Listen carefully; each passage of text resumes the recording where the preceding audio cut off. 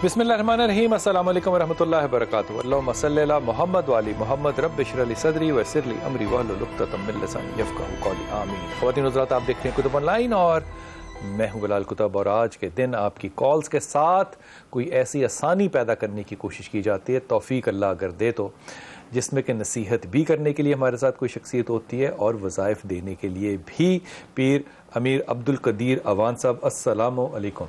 वालेकुम अस्सलाम। खैरियत से हैं आप? अल्लाह का शुक्र। सर, हमने ना सारी दुनिया में ना बड़े पीर घूमे हैं, लेकिन हमने इतना हैंडसम पीर कहीं नहीं देखा। बहुत शुक्रिया। अल्लाह आपको सलामत रखे और नजर बद से आपको हमेशा महफूज रखे। हुजूर, अभी पिछले दिनों में बहुत से ऐसे मामलात हुए जिसमें कि हमने देखा कि दुनिया में लोग ज़खायर करने के लिए, हंगामे करने के लिए सब कुछ करते रहे। हम हमेशा अपनी औलाद को कोसते रहे, लेकिन हमारी औलाद की क्या वाकई आपको लगता है कि तरबियत नाकिस है, या जब वर्ल्ड ओवर देखें तो हमारा कोई है मेरिट? गुजारिश ये है बिलाल भाई, अगर मुझे इजाज़त दें तो मैं थोड़ा सा इस पर बात करना, थोड़ा किसी कैनवस पर थोड़ा सा करना चाहूँगा।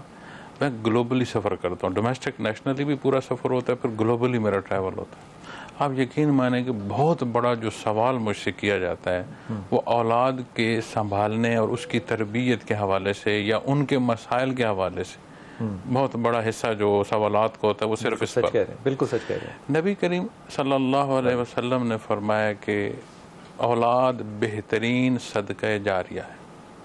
औलाद सदका जारिया है माँ बाप के लिए। बेहतरीन, वाह। अब उस सदका जारिया की जो परवरिश है, जो तरबियत है, ताकि वो सदका जारिया बने, वो किसके ज़िम्मे? क्या बात है, माँ बाप के। जिसके बतन से पैदा हो गई, जिसके वल्दियत उसको नसीब हुई। सही बात। तो मैं ये अर्ज करूँगा कि बुनियादी तौर पर जो पहला इंस्टीट्यूशन है वो माँ और बाप है औलाद की तरबियत के लिए। इसके लिए ज़रूरी है कि ये दोनों एक पेज पर हों। माँ और बाप दोनों एक पेज पर हों। कहीं कमी बेशी है तो आपस में बात करें, औलाद को बीच में शामिल ना करें। बड़ी ही ज्यादा अहम बात की आप। हम क्या करते हैं, हम बच्चों को इस्तेमाल करते हैं, हम बच्चों के सामने जो है उनकी माँ की कमजोरी की बात करेंगे, देखो उसने ये कर दिया। वालिद ने अगर कहीं बात की तो माँ एक जुमला सिर्फ अगर कह दे, आपके तो वालिद का मिजाज ही बड़ा सख्त है, खत्म होगी बात। वो इतना फासला पैदा हो जाएगा। क्या बात, ये बुनियादी इकाई है। बिल्कुल। खातून और मर्द इस बशर की दुनिया की हयात की बुनियादी इकाई है। बहुत अच्छी बात। ये बुनियादी इकाई एक नहीं होगी, तफरीक भी आएगी, तजादात भी आएंगे, मसाइल भी होंगे। कदीर भाई, आपने जो बात की है ना कि किसी, जाहिर है कोई भी परफेक्ट नहीं होता, लेकिन जो एक दूसरे के इख्तलाफात हैं वो अपने तक महदूद रखें, उसको तक ना लेके जाएं। बड़ी ही आला बात की, वरना यही मसाइल हैं। और यकीन कीजिए कि ये बात जो है ये किसी तरह कमज़ोर या कम नहीं है कि बाहर की दुनिया में 99% जो मसाइल हैं वो ये। और माँ बाप आजकल अपने इन मसाइल को छुपाने भी लग गए कि औलाद की तरबियत इतनी ज़्यादा ऑफ द रिकॉर्ड हो गई कि वो बता नहीं सकते कि हमारी बच्चियों ने या हमारे बच्चों ने क्या क्या गुल जो हैं वो खिलाए हुए हैं। लेकिन अल्लाह ताला माफ़ करे, बहरहाल फिर भी इसके बावजूद भी वो जो तरबियत रसूल है सल्लल्लाहु अलैहि वसल्लम, जो हुक्म है ना नबी का, खुदा की कसम सिर्फ उस पर कायम रहने की कोशिश कीजिए। दुआ कीजिए कि अल्लाह ताला हमें तौफीक दे, हमारी बेटियों को भी तौफीक दे और हमारे दामादों को भी तौफीक दे। जी अस्सलाम वालेकुम बेटा। जी वालेकुम अस्सलाम, उमर बात कर रहा हूँ। जी मेरा बच्चा। जी मेरा ना मसला है, मुझे ना यूवीआइटिस ग्लूकोमा है। ग्लूकोमा है, ठीक जी। बड़े मसले से बड़ी देर से, यानी कि बड़ा उसके ना ऑपरेट वगैरह करवा के उसके बाद अपना ब्लाइंड, तकरीबन ब्लाइंड हो गया हूँ, लाइट वगैरह नजर आती है। ठीक है। अच्छा, तो ऑपरेट कितनी दफा करा लिया? मतलब ग्लूकोमा तो ट्रीटेबल है यार। जी इसका 3 दफा करवा लिया, 2 दफा। किस शहर में रहते हो बेटा आप उमर? जी किस शहर में रहते हो? फैसलाबाद। तो आपने किसी अच्छे ही अस्पताल से कराया होगा ना? जी वो तो इधर लाहौर से भी चेकअप करवाए हैं, इधर से भी। अच्छा, अब मुझे बताओ। इसका अगर आपके पास कोई ठीक हो गया, अगली बात।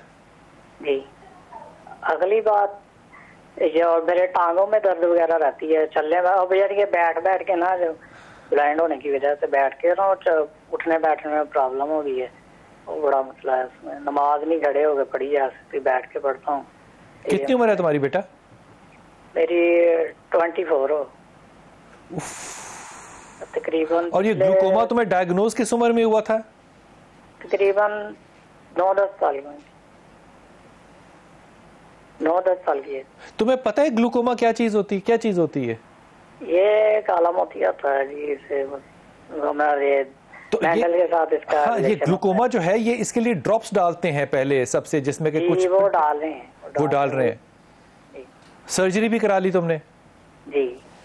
अच्छा, मेरा तुम्हें यह मशवरा यह है कि पहली बात तो ये कि एक चीज़ को अपनी ज़िंदगी का अजाब ना बना लेना। ब्लाइंडनेस है, लाइट नज़र आती है, अल्लाह का हर हालत में शुक्र अदा करो, लेकिन मुझे बड़ी ही हद तक ये यकीन है कि ये बड़ा ना मिस हैंडल्ड केस है, क्योंकि ये चीज़ें जो हैं ये बहुत हद तक इस दुनिया में, आज की दुनिया में ये क्योरेबल ट्रीटमेंट्स हैं, लेकिन ये इंतहाई सुपर स्पेशलिटीज़ हैं। अल्लाह ताला उनको भी हिदायत दे जिन लोगों ने तुम्हें ट्रीट किया। लेकिन आयत करीमा और लाहौल वला कुव्वता इल्ला बिल्ला, दो चीज़ें पढ़ते रहो। लाहौल से तुम्हारी जो डिप्रेशन है ना ये ख़त्म होगी, और आयत करीमा जो है ये ज़ाहिर है एक नबी को 3 मौतों से, तीन अंधेरे हैं, 3 मौतें, समंदर है, मछली है, फिर बड़ी मछली है, उनमें से अगर बाहर निकाल के ला सकता है तो इसका विर्द ज़रूर किया करो, हर वक्त किया करो। लेकिन ये डिप्रेशन में जाने की ज़रूरत नहीं है। उम्र तुम्हें कोई ना कोई काम करना चाहिए ताकि अपनी ज़िंदगी को किसी तरीके से तुम मसरूफ़ कर सको, ये बड़ा अहम है। हुजूर अकदस आप क्या मशवरा दीजिएगा? 24 साल की उम्र है सिर्फ उस बच्चे की, सारी ज़िंदगी पड़ी है। जिस तरह इन्होंने बताई है ना अपनी उम्र, ये ऐसी कोई वीकनेस है जो पैदाइशी तौर पर इसके वजूद में, जो उम्र इन्होंने बताई इस बीमारी के, फिर उसकी ट्रीटमेंट के साथ जो जो चलता है, इसका मतलब है कि वो बॉडी में डेफिशिएंसी है जो दोबारा खराबी मारूसी कोई बीमारी है। तो आपने उनको बहुत अच्छा इलाज बताया। मैं एक उनको अर्ज करूंगा कि ड्रॉप्स आप डालते होंगे, अव्वल आखिर दरूद शरीफ पढ़कर, या शाफी अव्वल आखिर दरूद शरीफ पढ़कर जब ड्रॉप डालें तो ये ज़रूर उस वक्त कर लें। अल्लाह करीम ने सेहत अता फरमाए और शफा अता फरमाए। अल्लाह ताला हमारी लिसानी करे। ये तजर्बे की बात है जो मैं आपसे शेयर कर रहा हूँ कि एक दोस्त है हमारे, उनके जानने वाले, बहुत ही करीबी जानने वाले, वो ब्लाइंड थे और वो सिर्फ खाना काबा को बैठ के तकते रहे और अल्लाह ने उनको आंखें वापस कर दी। तो इस पे सारे लोग जो है ना वो बड़ी अचंभे वाली बात करते हैं कि बड़ा अचंबा हो गया, बड़ा अचंबा हो गया। तो मैं उन्हें कहता हूँ कि यार कमाल बात करते हो, बुखारी शरीफ क्यों नहीं पढ़ी? वो ब्लाइंड जो था वो बाय बर्थ ब्लाइंड था, जो मेरे नबी के पास आया था। तो नबी ने क्या कहा था? 2 रकअत नमाज पढ़नी है और मेरा वसीला देके मांगो। आपकी अगर दुआ, दुआ मांगना जो है ना वो बुजुर्गों से ना पूछा करो, आलमों से ना पूछा करो, वो जो कदीर भाई जैसे फ़कीर लोग हैं ना इनसे पूछा करो। इनका दुआ मांगने का जो लहजा है ना वो ज़रा गौर किया करो। इनके चेहरे बदल जाते हैं, आजिज़ी हो जाती है, भिखारी बन जाते हैं मांगते हुए। ये लहजा हो और कबूलियत ना हो, खुदा की कसम ऐसा नहीं हो सकता। अपनी दुआओं में असर डालने के लिए फ़कीरों के चेहरे को देखा करो। ये कोई मांगने की चीज़ नहीं है, ये कैफियत का नाम है। जो तारी हो गई तो फिर कबूलियत भी हो गई। जी मरियम, अस्सलाम वालेकुम बेटा। वालेकुम अस्सलाम सर, मैं कराची से बात कर रही हूँ। जी बिस्मिल्लाह। सर मेरे 9 बच्चे हुए, 9 बच्चों में से 4 की डेथ हो गई। इन्ना लिल्लाह। अच्छा, पूरी सबको मतलब के फिट के मरीज थे, मतलब फिट आते हैं बच्चों को। ठीक। अभी मेरे पास 5 बच्चे जिंदा हैं, मतलब इनमें 2 बेटियों को अभी भी आते हैं। तुम्हारी कजन मैरिज है? जी कजन मैरिज है। तो तुम्हारे 9 बच्चे हुए माशाल्लाह ताला, तुमने किसी डॉक्टर से ये मशवरा नहीं किया कि ये मारूसी बीमारी है, तुम लोगों को और बच्चे नहीं करने चाहिए? नहीं, कभी इस तरह का मशवरा तो नहीं किया। मतलब के किसी मतलब 9 बच्चों के लिए तुम किसी डॉक्टर के पास? तो बिल्कुल सही है, वो ठीक है तुम्हारी बात। देखो ये मारूसी चीज जरूरी नहीं होता कि हमेशा एक्टिव हो, वो कैरियर जरूर होंगे लेकिन वो रिसेसिव कैरियर होंगे। जिस तरह के थैलेसीमिया है वो कैरियर रिसेसिव होता है, लेकिन जो एक्टिव हो जाता है उसको ब्लड देना पड़ता है। ये कैसे कमाल बात है। अभी कोई मेडिकेशन पे हैं ये बच्चे? नहीं, 2 बेटियों को फिट आते हैं, उनकी दवाएं जा रही हैं। मतलब के तो दवाइयों के बावजूद भी फिट्स आते हैं? बावजूद फिट्स आते हैं। बड़ी बेटी 18 साल की हो गई, मैं इसको 8 माह से दवाएं दे रही हूँ। मतलब अच्छा, पहली बात तो ये कि जिस डॉक्टर से तुम दवाएं लेके दे रही हो, तुमने किसी और डॉक्टर से भी मशवरा किया है? मैं सिविल हॉस्पिटल मतलब कराची से इलाज करवाती हूँ बच्चों का।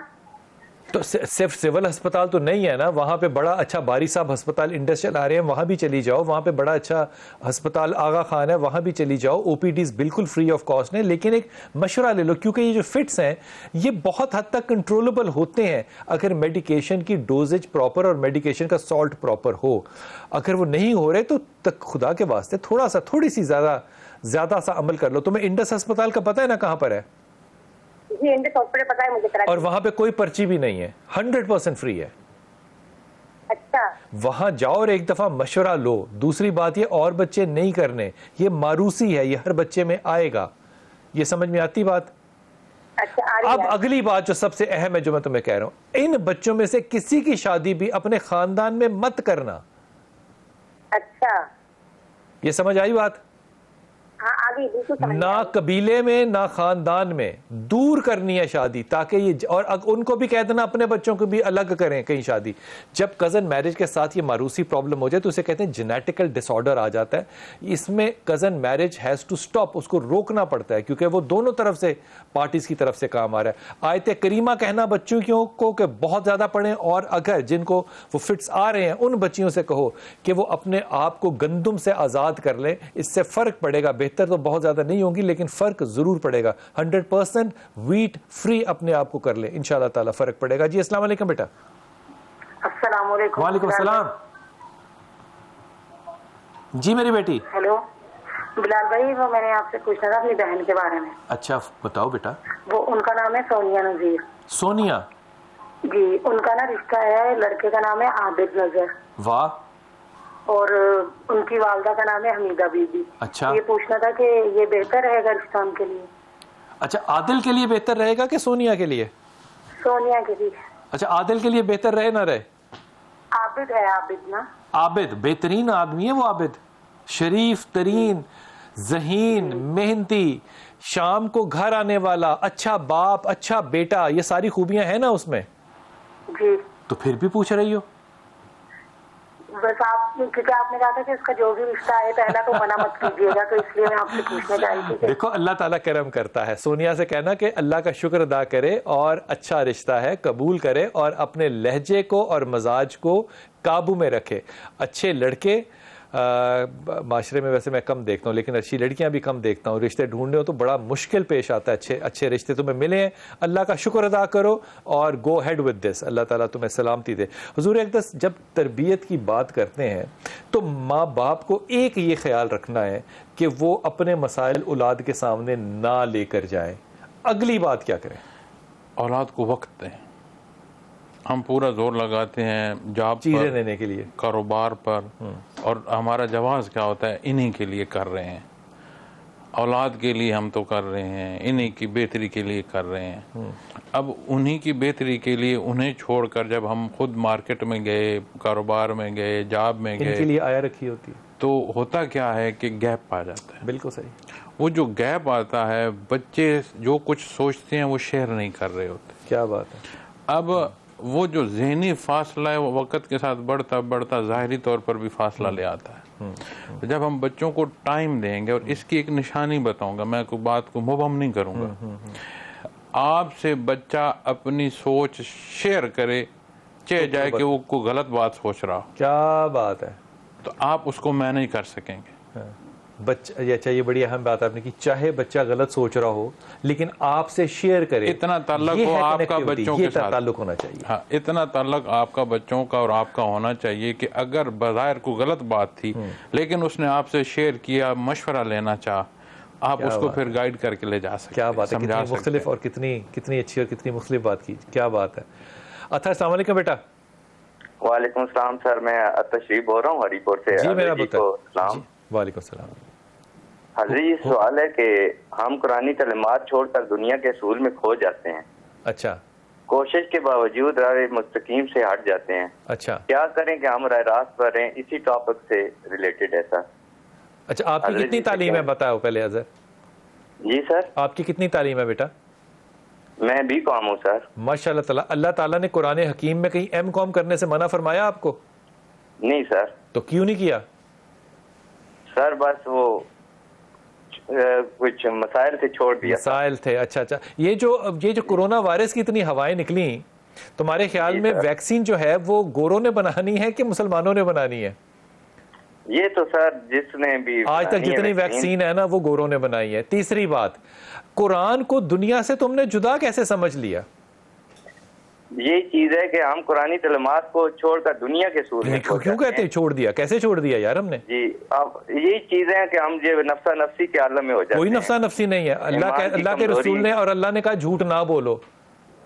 जी सर। हाँ, तो आधी से ज्यादा दुनिया जो कि मुसलमान नहीं है वो झूठ नहीं बोलती, तो तुमने मन्नत मानी हुई है झूठ बोलने की? नहीं, ये नहीं ना, तो वो झूठ नहीं बोलते ना यार। उन्होंने कहा सही तोलना है, वो सही तोलते हैं। उन्होंने कहा सड़क पार करानी है बुजुर्गों को, वो पार कराते हैं। उन्होंने कहा किसी के सामने जाके बेईमानी नहीं करनी, नहीं करते। वो कहते हैं सूद है, वो सूद को सूद कहते हैं। हम सूद के ऊपर भी अपनी राय रखते हैं। हमने उसको एक और कमो पेज दे के उसको इस्लामी बना दिया। और भाई तुम्हें कौन रोकता है कुरान पे अमल करने से? मुझे ये बताओ। हाँ, यही चीज है, लेकिन फिर भी इंसान है ना, नफ्सा नफ्सी के आलम में कुछ ना कुछ। वाह वाह वाह वाह वाह, नफ्सा नफ्सी के मैंने कमाल हो गई। ये बात जो है वो तुम्हारी नहीं है, तुम एक माशरे की बात कर रहे हो। हुजूर, माशरे के अंदर वो नफ्सा नफ्सी तो है ना। आप इजाजत दें तो मैंने एक जी बिस्मिल्लाह, सुन रहे हैं। अल्लाह करीम फरमाता है तुम मुझे याद करो, मैं तुम्हें याद करूंगा। ये जो बात कह रहे हैं कि हम कैसे जानते हैं, हम अमल नहीं कर रहे, तो अल्लाह की याद को इख्तियार कर लें तो वो कैफियत और हाल जो रजू अल्लाह का है वो नसीब होगा। जब अपने आप को महसूस करो कि मेरे बेटा कि मैं अल्लाह के सामने हूँ, तो ज़ाहिर नहीं नया खाने दिल से एहतियात शुरू करोगे, अपनी नीयत को भी देखोगे। क्या बात है, क्या खूबसूरत बात की है। वक्फे पे जाऊँगा छोटी सी, लेकिन बात कह के जाऊँगा। ओए होए होए होए, वो जब आप अल्लाह को याद करते हैं तो वो तो एक बात है ना, आप अल्लाह को याद करने आपने करना है, लेकिन वो मकाम सोचो, वो लम्हा सोचो कि अल्लाह आपको याद कर रहा हो।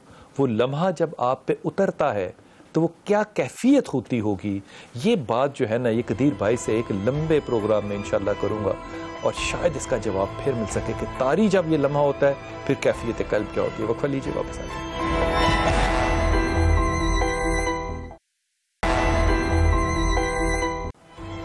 बिस्मिल्लाहिर्रहमानिर्रहीम। बात हो रही है तरबियत औलाद पे। आपने फरमाया कि माँ बाप जो हैं वहाँ से क्योंकि बात शुरू होती है तरबियत की, तो सबसे पहले तो माँ बाप अपने इख्तलाफात को सामने औलाद के ना लेकर आएँ। उसके बाद औलाद को वो वक्त दें ताकि औलाद उनके साथ जुड़ के रहे। और उसका आपने बड़ा अच्छा एग्जाम्पल दिया कि अगर बच्चा कुछ गलत भी करना चाहता है तो वो अपने माँ बाप से शेयर करे। यहाँ पे ये जो कदीर भाई आपने बात की है ना, ये बुनियादी तौर पे जो रोल अडॉप्ट किया इस माशरे में नज़र आता है ना, वो हमारे मुर्शिदों का है। आपकी अच्छी बात हो या बुरी बात हो, आप मुर्शिद के पास जाके उसके कान में कहते हैं, मुर्शिद डांटता नहीं है, गाइड करता आगे से। ये वो रास्ता जो कि हमने शायद पेरेंटहुड में, पेरेंटिंग में मिस किया। तीसरी बात क्या? ये तीसरी थी। पहली बात बाअमल होना। बाअमल, अपना अमल तो हो ना, अमल तो ठीक हो। वाह।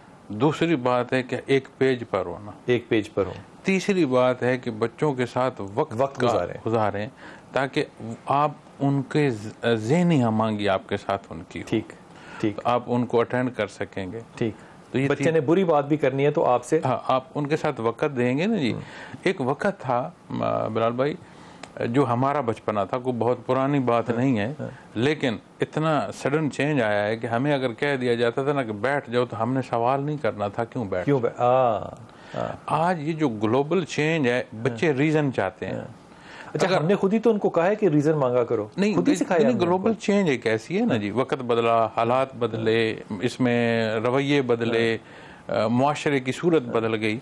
तो इसमें यह है कि जब आप बच्चे को किसी जगह से रोकते हैं या किसी तरफ भेजते हैं तो वो ना देखें जो हमारा बचपना था, अपने आप को आज के वक्त के साथ एडजस्ट करें, उन्हें रीजन दें कि बेटा बैठना है तो क्यों बैठना है।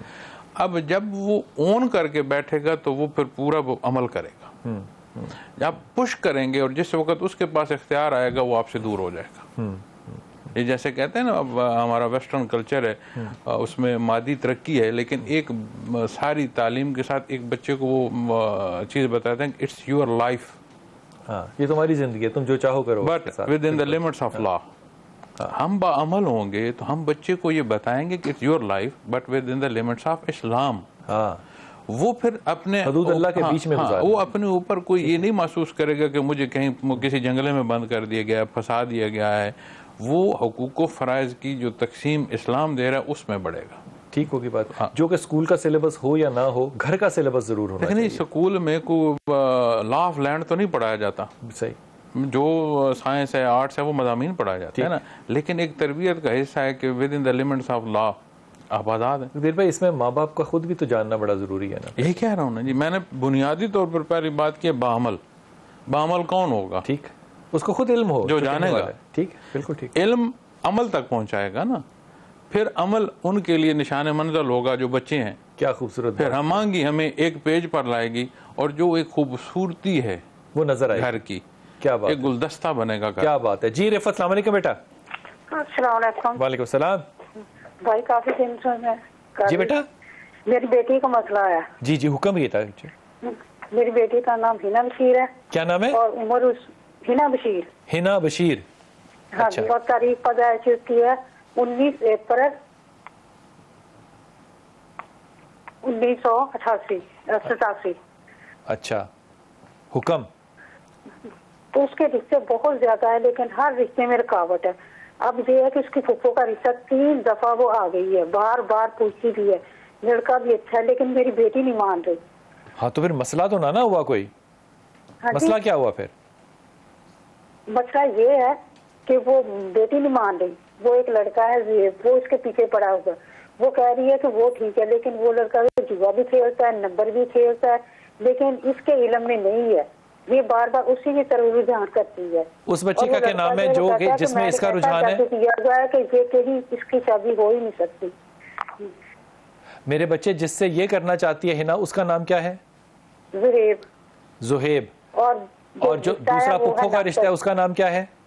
नासर।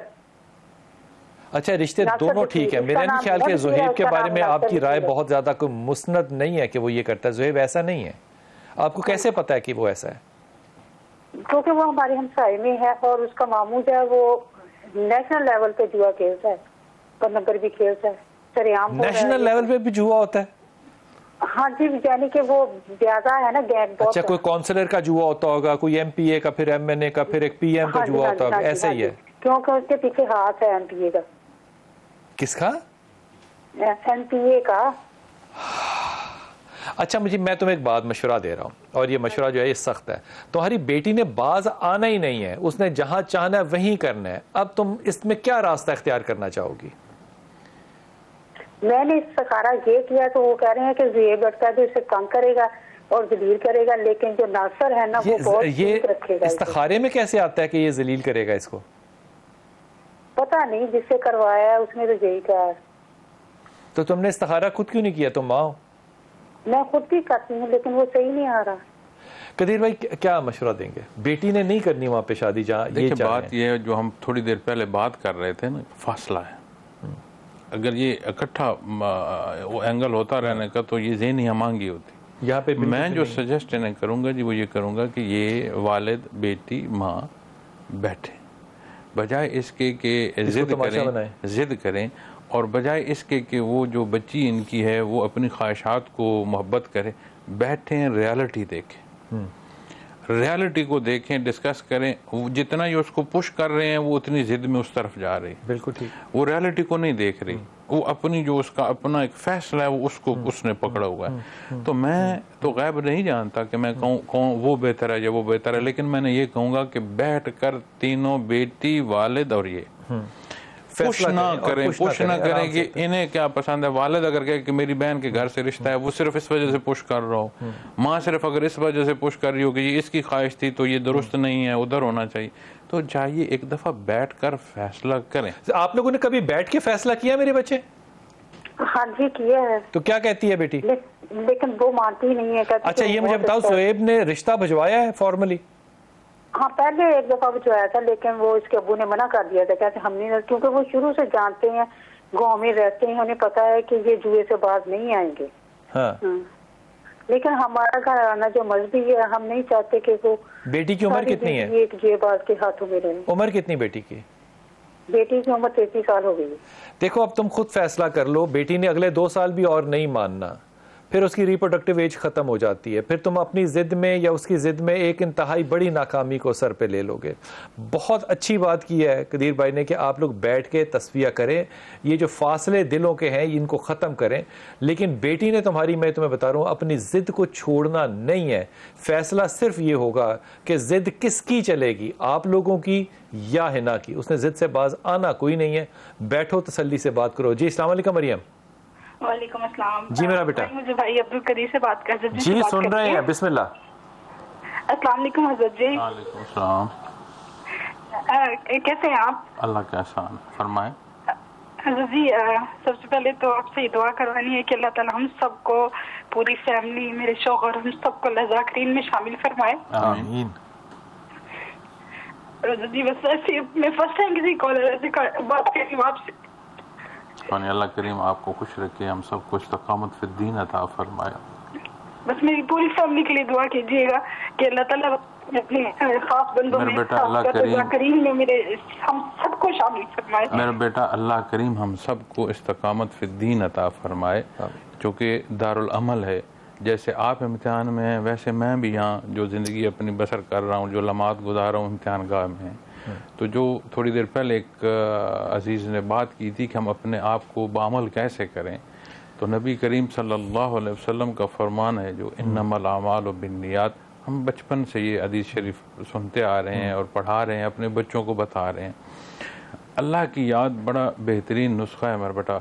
और अगर आप कहो कि सब कुछ खुद हो तो फिर हम मुकल्लफ काहे के? हमारी तरफ से अनाबत दरकार है। हम चाहें होगा वो जो अल्लाह करीम अता फरमाएंगे, लेकिन अनाबत तो बुनियाद है कि हम रजू अल्लाह करें, अल्लाह की तरफ रजू तो हम करें।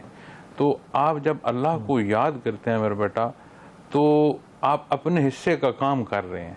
होगा उतना ही जितने गम है और जितनी नीयत हमारी है, लेकिन जब बदला नसीब होगा, अजर नसीब होगा कि अल्लाह याद फरमाएंगे, तो अल्लाह की याद जो है वो ऐसी नहीं जैसे हमारी याद है, वहाँ पर तो अता है। ये बात मुतशाबिहात के तहत आएगी कि मैं याद कर रहा हूँ, शायद इसी तरह अल्लाह याद करे। नहीं, मेरी याद करना इल्तिजा है, रब्बे कायनात की याद करना अता है। वाह।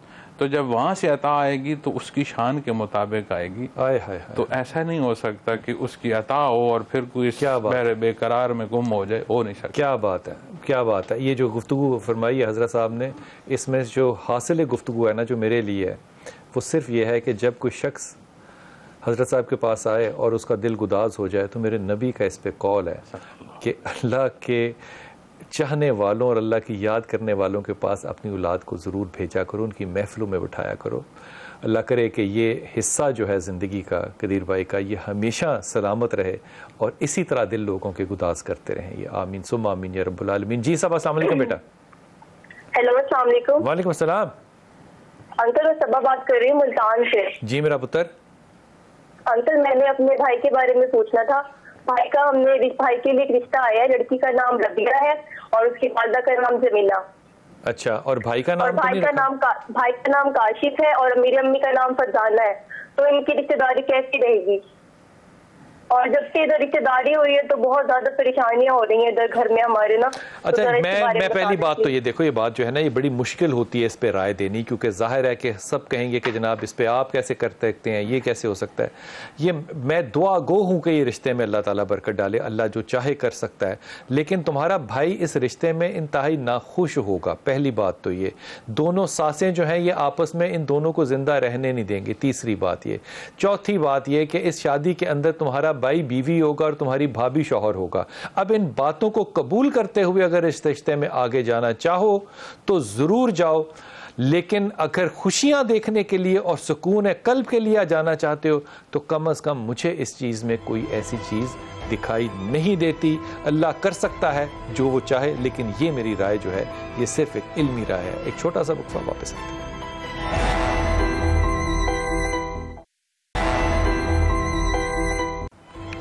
बिस्मिल्लाहिर्रहमानिर्रहीम। जो कंपनी होती है वो अंग्रेजी में कहते हैं ना, you are known by the company that you keep.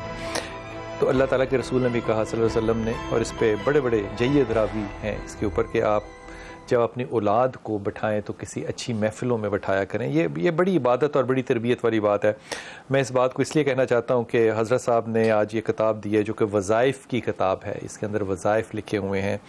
अब ये वज़ाइफ़ जो हैं ज़ाहिर है ये इंसान ना भी पढ़े तो कम से कम देखेगा तो ज़रूर, वो देखने का सवाब है, क्योंकि अलिफ का सवाब, लाम का सवाब और मीम का सवाब अलग अलग है। लेकिन अच्छे तहाइफ एक दूसरे को देने चाहिए, ये भी तरबियत का एक बहुत बड़ा हिस्सा होता है।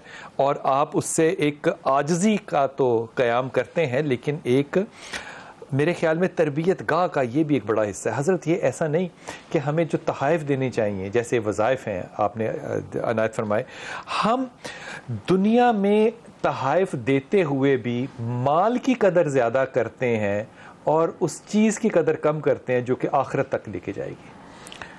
तहाइफ का देना एक दर्जे में इबादत के पहलू में चला जाता है, क्योंकि जो भी दीनी हुक्म और नबी करीम सल्लल्लाहु अलैहि वसल्लम की पसंद है, क्योंकि बज़ाहिर तो दुनिया में हम ज़िंदगी बसर कर रहे हैं, लेकिन दुनिया के मामलात को जब इत्तबा नसीब होता है नबी करीम सल्लल्लाहु अलैहि वसल्लम का, तो ये दुनिया के मामलात इबादत। हुज़ूर, वज़ाइफ को सिलेक्ट करने के लिए कुछ सोचा जाता है? इसमें चीज़ अर्ज़ करूँगा जी कि अब आपने देखा होगा कि कई बुजुर्ग या दोस्त दम करते हैं। जी बिल्कुल। अगर वो आयत किसी और को मालूम और वो दम करे तो शायद वो असर ना आए। बेशक, बिल्कुल ऐसा ही। क्योंकि किसने दम किया, उसका अपना ताल्लुक मामला क्या है, उसे किसी ने बताया, ये बहुत सारे पैरामीटर्स होते हैं। बहुत अच्छी बात है। और अक्सर हमारी ख्वाहिश होती है कि हम असबाब छोड़ दें और वज़ाइफ पर काम हो जाए। हाँ, असबाब नहीं छोड़ने।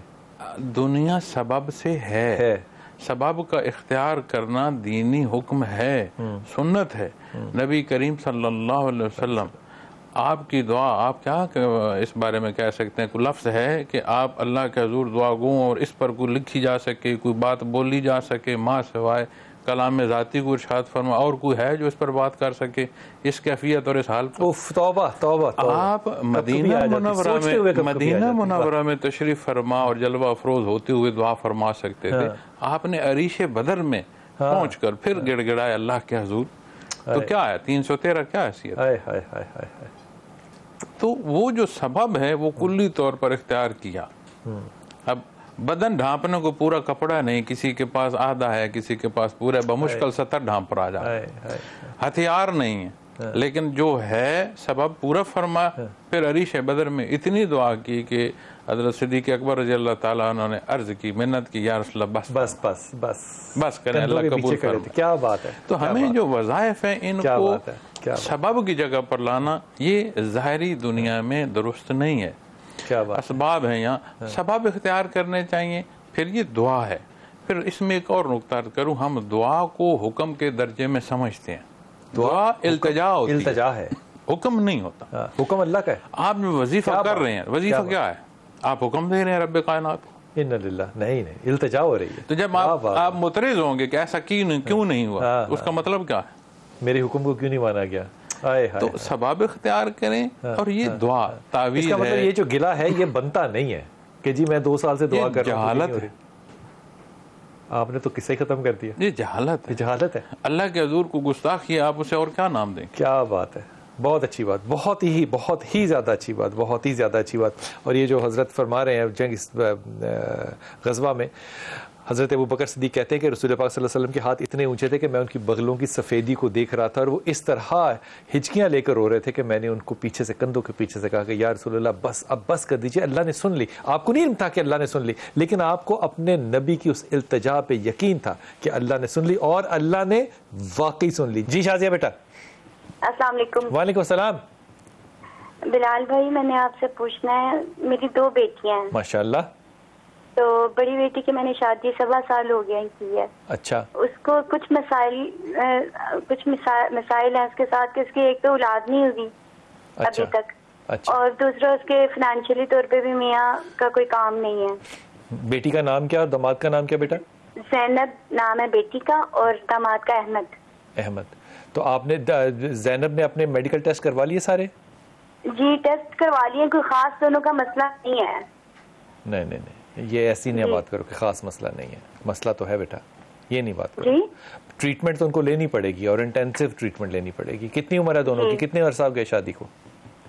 7 साल हुए शादी को। पहली बात है कि ज़ैनब कोई बात कहो कि इस बात को हल्का ना ले, ट्रीटमेंट उसको लेनी चाहिए और सिर्फ एक गायनेकोलॉजिस्ट के पास नहीं जाना चाहिए। एक अच्छे सुपर स्पेशलिस्ट के पास जाना चाहिए, क्योंकि ज़ैनब के साथ मेरी दानिश के अंदर मसला ज़रूर आएगा और वो हार्मोन्स का प्रॉब्लम होगा। हो सकता है सिस्ट की डेवलपमेंट जो है वो भी एक रुकावट हो, लेकिन ये दोनों चीज़ें काबिल इलाज हैं। इसलिए इस मामले में संजीदगी के साथ थोड़ा सा काम जो है वो रखना, इस बात को हल्का न लेना। हज़रत, औलाद के लिए क्या वजीफ़ा पढ़ा जाए जो बेटी और बेटा है? कुरान करीम फरमाता है जी कि अल्लाह जल्ल शानू ने जब यहाँ शाद फरमाया, मैं किसी को बेटियां देता हूँ, किसी को बेटे देता हूँ, किसी को दोनों देता हूँ, किसी को कोई भी नहीं देता। तो दुआ ज़रूर करनी चाहिए, लेकिन फैसला अल्लाह की कुदरत में है। तो रज़ा, अल्लाह की रज़ा में राज़ी होना चाहिए। क्या बात है, क्या बात है, अल्लाह की रज़ा में राज़ी होना चाहिए। अपनी बेटी से कहना कि इलाज ज़रूर कराए, एक बात, और आयत करीमा का विर्द जो है वो बहुत ज़्यादा करे और अपने टेम्परामेंट को कूल डाउन रखे। हाई टेम्परेचर के अंदर, हाई टेम्परामेंट के अंदर कंसेप्शन मुश्किल हो जाती है।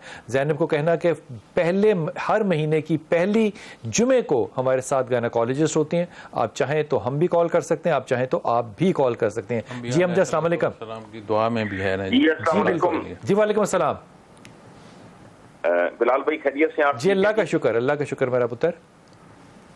मैं हजरत अमीर अब्दुल कदीर अवान साहब से एक अर्ज करना चाहता हूँ। जी बिस्मिल्लाह। की तरबियत के हवाले से। जी जी बिस्मिल्लाह।